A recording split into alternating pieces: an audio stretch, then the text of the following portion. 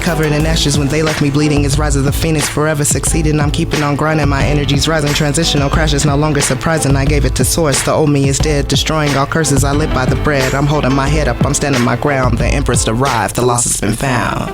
Gang, what it do? It's your girl, Empress Pre, busting at you on the mic, sending you love and light wherever you are in the sector of your universe.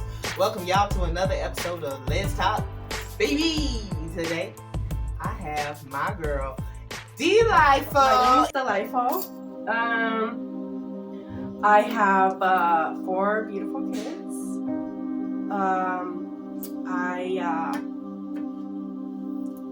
I had a rough past. I started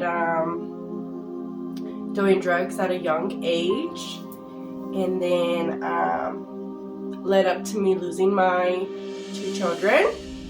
And then down the road, I lost my other 2 children, and then because I fought back, I fought for my kids. I don't know, I might have to stop. So yeah, I started at a young age and made wrong decisions, and then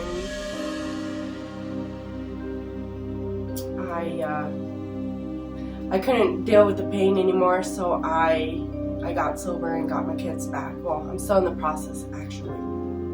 But yeah, so that's a little bit of what I want to talk about. But also, Delightful, like you're applauding yourself as well, too, because right now you have 2 of your children back, right? Yeah, I do. I have 2 full-time and I have 2 part-time. I'm in the process of going to the court and regaining custody again of my 2 older children. For 18 years of my life, I wasted on methamphetamines. And do you want to tell us how that process started? Sure. So what happened was, growing up, you crave attention from your mom and your dad and family, and I wasn't getting the attention that I was craving. So I decided to find it elsewhere and ended up hanging out with the wrong crowd. The wrong crowd led me to the drugs. The drugs led me to destroying my life, and then that's how it started. Basically, I did have mental health problems before then, ADHD, depression, stuff like that growing up, and then when you start doing drugs, it heals you, it numbs you, and you crave it more, and then once the drug controls you, you're pretty much sunk in. So was that like automatically your drug of choice, or was it something that led to it? So I started smoking marijuana at the age of 12, pretty young. And then it led me to cocaine. And then I did crack for about a year, and that's when I ran away and my mom couldn't find me. Then I got sober from there, and then that's what led to ecstasy, methamphetamines. So once I started doing meth, it was a done deal. It was what I liked, and evolved to drugs. And at that point, how many kids did you already have before you knew you were hooked? I already had my 2. So when I got pregnant with my 3rd, I was already, I was high the whole time I was pregnant. Mm-hmm. Like I was already sunk in. Mm-hmm. And so by the 4th? The 4th, that's when I was like, you know what, I'm done. I can't continue to lose my kids, because my first 2 kids, they took them away when they were 3 and 4 years old. And then when I gave birth to my 3rd, he was high when I gave birth to him. Mm-hmm. And they took him right away. He stayed in the NICU for about 3 weeks to a month. Mm-hmm. And he went to a foster family, and I was like, oh God, I cannot deal with this pain again. Because the pain from the first 2, that's when I started doing drugs really bad, because the pain of losing a child, 2 children, was the most painfulest pain I've ever felt in my life. Yeah. And the only way that I could keep myself from being hurt was numbing my pain by getting more high. And so that's, when I got pregnant with my third child, I honestly didn't care, and I was just like, whatever, I just want the drug, because I was grieving the loss of 2 live children. Yeah. And that's hard, Yeah. That was hard. But to get through that situation, and then now you have your 4th coming in, and I still used after my 4th. Did you? I did, and I got him taken away too. So I fought CPS actually 4 times. 4 open cases. The first 2 were adopted, and the other 2, they gave me more of a chance to fight for them. So I actually fought for them for 3 years. So what was your final decision to just say, this is enough, I'm going to deal with this, not only just to get my kids back, but to do better by me? It was mostly my kids. It was mostly just wanting to be a mom, and then, having them, all 4 of my kids taken. That's all I wanted, was to be a mom. So yeah, that's what made me want to stop, was to be a mom. Well, at least to the 2 younger, because I never thought that I would get the older 2 back. But miracles happen, and praise the Lord. But my sister actually adopted my 2 older kids, and God is just a miracle. But because I gotten sober and showed so much, change in my life, and sobriety, and just learning how to grow up and have communication, just everything about me changed. My sister gave me the opportunity to be a part of my kids' life, and I've been co-parenting with her for 2 years now, and I get my older 2 kids every weekend right now, and then the whole summer, and then it's really cool because we co-parent, so we take care of these kids together.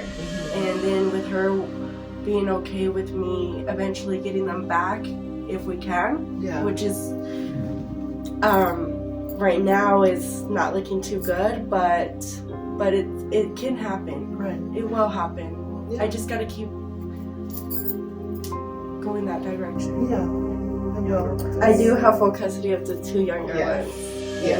I can learn how to be their mom. People out there have gone through a lot and have been in a familiar situation. If not that fight to say, okay, now I'm about to stop doing drugs. Tell us about it. Well, I went through Rehabilitation. Yeah, rehabilitation, but I did I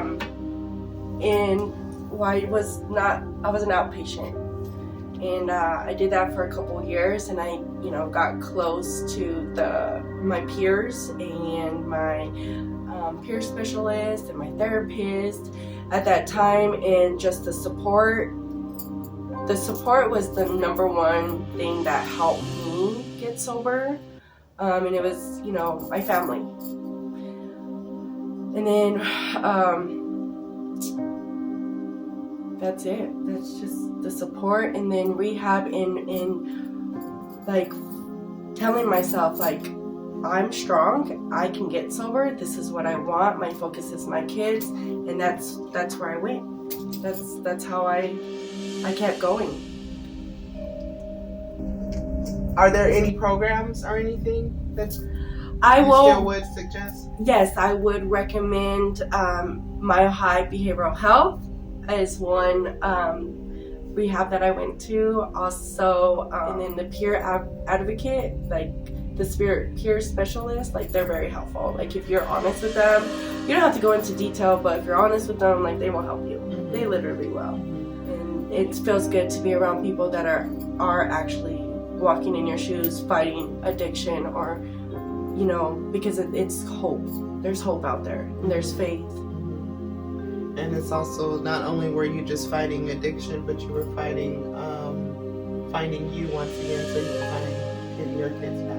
Yes. So there was a lot of steps that you have taken during that process. Why do you feel that you were ready to share that part of yourself with people out there now? Well, I have given myself to God, and I trust in God, and I feel like the purpose that God gave me on this earth is to help others that walked in my shoes, because nobody understands where somebody's coming from unless they walk their shoes. And I know there's a lot of women out there that struggles with addiction or finding with CPS for their kids, and just knowing that somebody else has succeeded and gotten somewhere from down here to up here, like it feels good. And yeah. And this is all YouTube because you're getting your GED as well, right? I am. I'm actually on my last test. I will be a GED graduate 2024. That's what's up, y'all. Congratulations. Any advice you would like to share with anyone out there? If you want to change your life, or if you want to get sober, get your kids back, and you feel lonely or whatever, reach out for help. But she is delightful 88 2024 on Instagram. That if you do need to share your story or support or receive support for someone, go ahead and follow her and just see what she got cooking and see what's coming along, okay? Yeah. Anything else? Nope, I think we're good. All right. See you guys next time. It's your girl, Empress Pre. Another episode. Let's stop. Yeah. If you or someone you know are struggling with drug addiction, reach out to SAMHSAS National Helpline 1-800-66 to HELP 4357.